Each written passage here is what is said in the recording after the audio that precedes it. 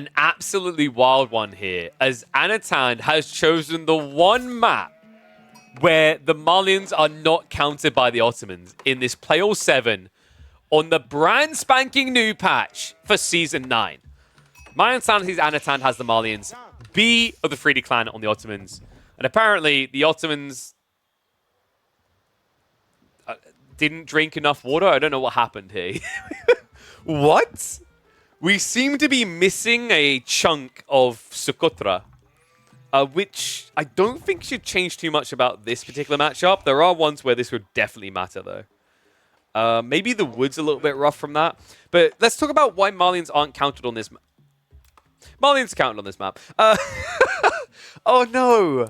The gold spawned even close to the side, because sometimes it's further away, right? I think it's a bit of a coin flip, but sometimes Malians can get more of these houses around. So the reason why Ottomans typically count as Malians, folks, is because you can outpost rush them. Usually you'll see a racks drop from Ottomans, and then they'll just send it, build an outpost on the houses, on the gold mine, and then your day is ruined. And they're very efficient at doing that because of the 100 wood cost for the racks. But here, that's not viable because of the backspawning gold, right? On Socotra, the gold is always guaranteed to spawn behind the player's base, which means the Ottoman Spearman Rush isn't as effective. Especially when it's this close, as you can see. In fact, the scout... B, no! Big mistakes made, and you can see Anatan already running this way. So B, playing with only 8 sheep, all of a sudden, that is going to be 21 sheep for Anatan. That is wild. 22, 23, I mean, like, keep counting up, guys. This is a jackpot. Even now, with the Anatolian Hills, which gives you 10 sheep, your sheep count as B is purely eclipsed by Anatan's. That's insane. I can't believe that. B just kind of slipping up, forgetting how brutal this map can be. I'm not sure what possessed him to do that, though. I don't think there's any world in which you get away with that type of rotation. You can see by your side how close it was always going to be. Sultanate Trade Network now coming in. Another intriguing choice out of B here. I'm a little bit perplexed by going Sultanate Trade Network on a map like this. Obviously, you can't trade. And although gold is limited safely in your base, there's only 4K, I'd say food is a bigger concern as this game goes on. So B, with this choice, I'm reluctant to say you play very turtly and go castle. I feel like you actually have to be present in feudal. Because if you're not, you'll just run out of food. Oh, Anatan already making the ball play. A smart choice. Because, guys, usually this is risky. Usually you wouldn't want to rush out towards this, but... Wait, this isn't a ball play at all. Because he doesn't have a scout! He's getting rushed!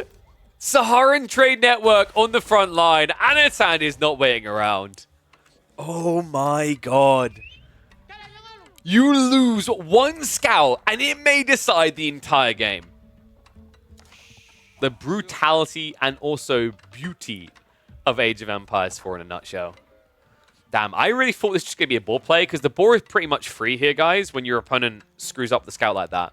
Usually when you go for the boar, if your opponent has a scout alive, like, they might try to harass, they might try to poke.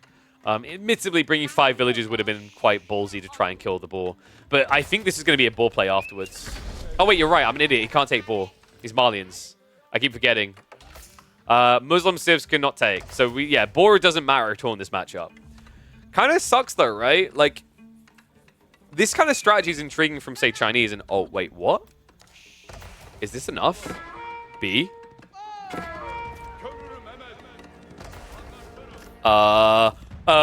Anatan. He's bringing all the villages. Pinches are coming in. B needs these kills ASAP. Grabs one. Stabs down a second. Third down. More are coming, though. He needs to body block this perfectly. What is this game? Oh, my God. Anatan, he's going to get it up here. There's no stopping it. B needs to run. More villagers arrive. The garrison coming straight away. And now it's time to return some pain. 2 villages down. Third one to drop there. Not able to get the 4th.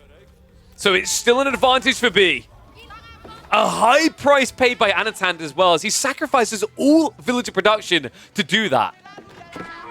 And that means there's no really going home here. Anatan, his new home is on the edge of B's base. He's got a few people gathering at the sheep at home still. I cannot believe this game, though. This is wild. Keep in mind, this second outpost could end the game. B will have no wood. So the issue is he now can't dive this due to the fact that it's in range of the Saharan trade network. God damn. 2021 Mongols would be proud. I can't believe what we're seeing here. Socotra is indeed something. I find Socotra to be one of the most refreshingly entertaining maps in the game. It's so different. Yes, it can feel cheesy. But I think, you know, the thing I want to remind people of is it feels cheesy, and a big part of it isn't because of the map itself. But it's because it's so different. It's because it's a style that people aren't used to recently. Once they adapt to it, I think things will be different. I do still, however, think that Atoll is a better version of Socotra. So Rax is being dropped behind. B is already prepping Sipahi. Villager. What? Also, what? Remember, guys, the Saharan trade network got changed.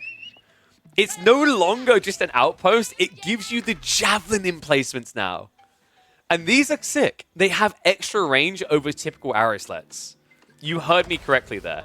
You actually saw it being hauled out there. It's an 8-tower range defense. Yeah, the fact they only cost gold is wild. I can't believe that. 75 gold for this is broken. Oh my god. B's trying to rush Castle Age. Maybe he's only out here. How many sheep did he get? Anatolian Hills, right? Yeah, so he's got 12 sheep to work with. Sorry, 14. He's got the free traders, so he's getting a little bit of gold influx there. I think maybe Anatan is leaning the wrong way. Or not. I think he's going to try to get an outpost here, which with the 8-tower range would allow him to snipe the gold. This is wild. Oh, I shouldn't have a smile on my face, but I do have a smile on my face.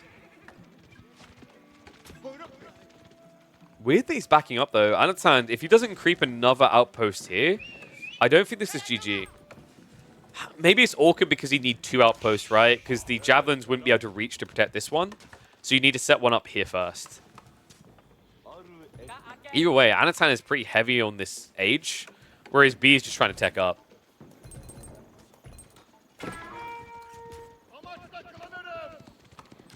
Donzos. Need to give access to this scout. The scout can't see the tree line, he can't snipe. Weird. The javelin... Okay, I thought that would be the 8-tower range, but I think he's like half a tower short there. So javelin's not able to reach that. B about to go age-free. Castle Great Bombard? Dude, you need a lot of points for that. If he goes Imperial Armory, no. If you go for the Council, it's possible. I actually think people might now be sleeping on the Council. This Istanbul Imperial Palace is kind of cool now, with the additional options you have on the Vizier Council.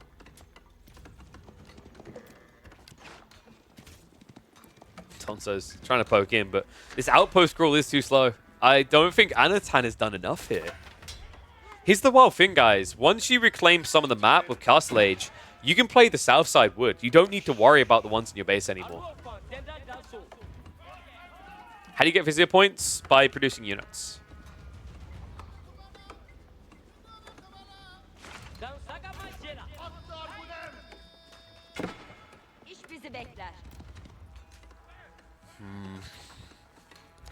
Well, Archers are going to get added in now.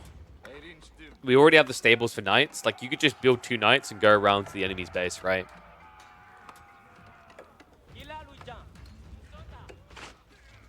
I know. Continues to poke. What's that? Dock idea? Dock idea isn't bad. And yeah, there we go. So, remember, with the Malian transport ships, if you garrison inside them, they throw javelins. So, this is a cool idea. Probably could have came a lot sooner than this. And I think if it had, we'd be looking at a very different game. But instead, B, he's fine. And I wonder if it's because of the Sultanate trade network that Anatan wasn't aggroing the gold faster and focusing wood instead.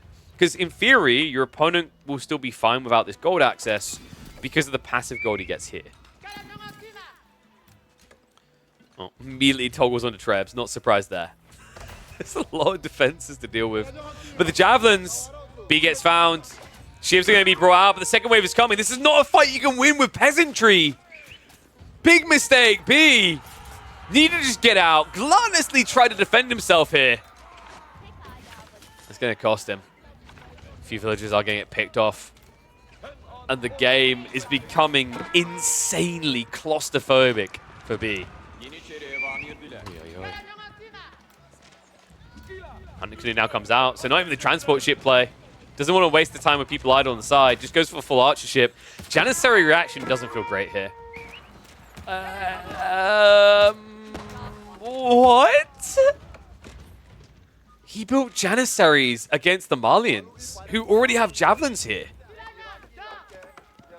What was he expecting? He really thought Anatan was going to try to dive him with nuts in age 2. I don't know. I think this game scrambled everyone's brain. Malian outpost rushes are real, folks, and they are scary.